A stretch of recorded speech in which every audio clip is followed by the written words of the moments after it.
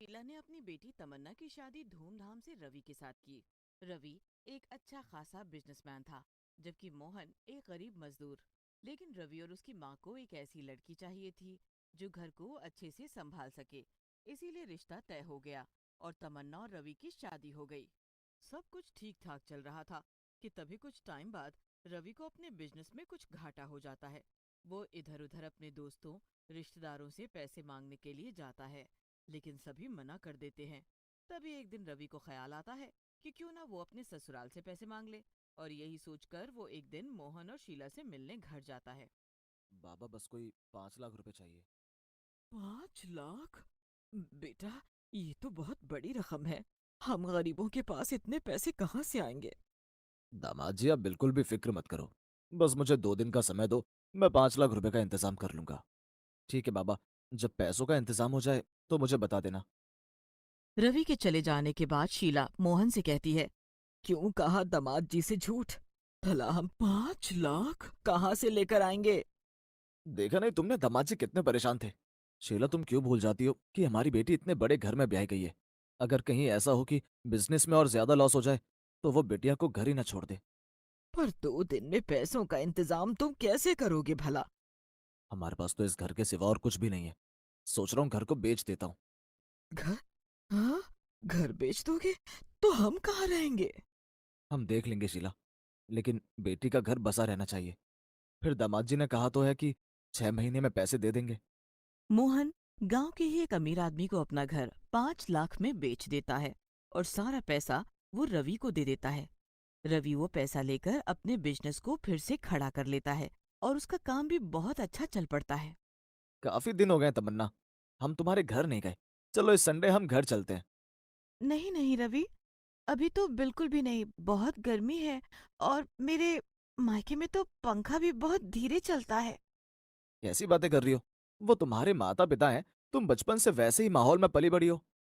तब की बात और थी, लेकिन अब मैं अपने मायके नहीं जाना चाहती। मुझे यही अच्छा लगता है। कैसी लड़की हो तुम। तुम्हें अपने माँ बाप की बिल्कुल भी फिक्र नहीं है। तभी रवि तमन्ना से इस बारे में बात कर ही रहा था कि तभी फोन आ जाता है और पता चलता है कि तमन्ना के पिताजी गुजर गए हैं।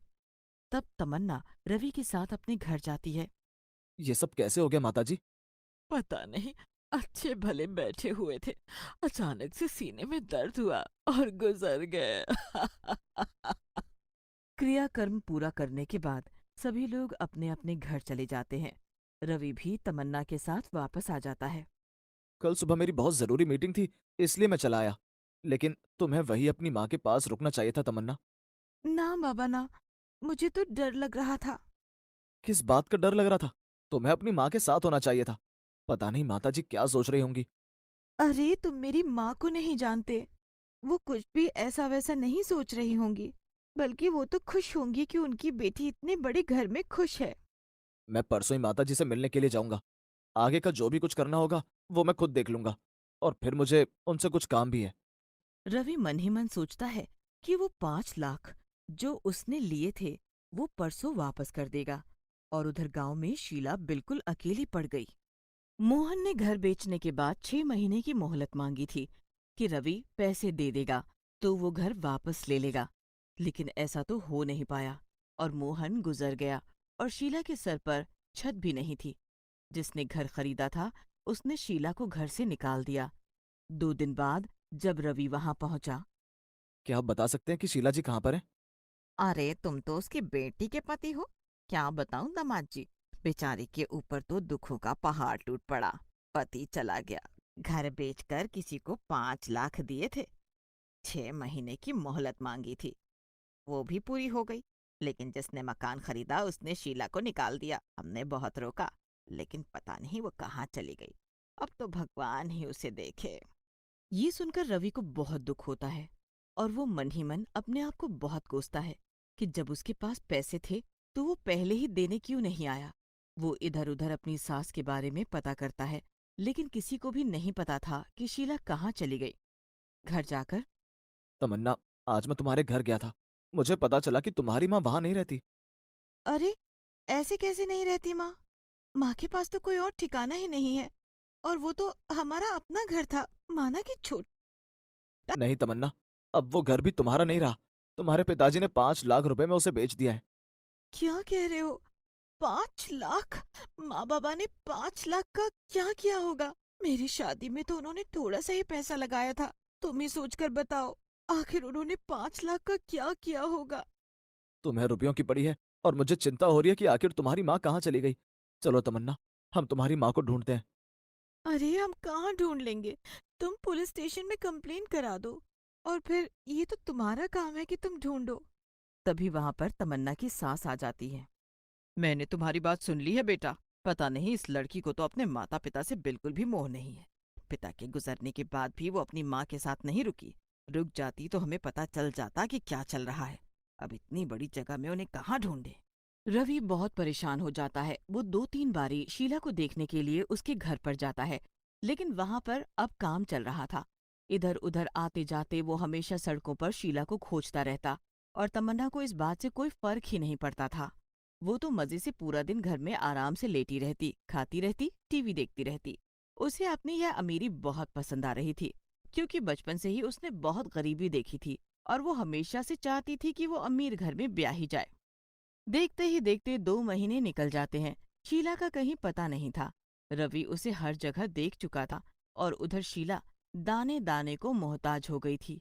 वो जहाँ कहीं भी खाना बट रहा होता, उस लाइन में लग जाती, मंदिर के बाहर बैठ जाती, या फिर सड़क किनारे बैठ जाती। जो कोई पैसे देकर चला जाता, उसी से कुछ खरीद कर खा लेती।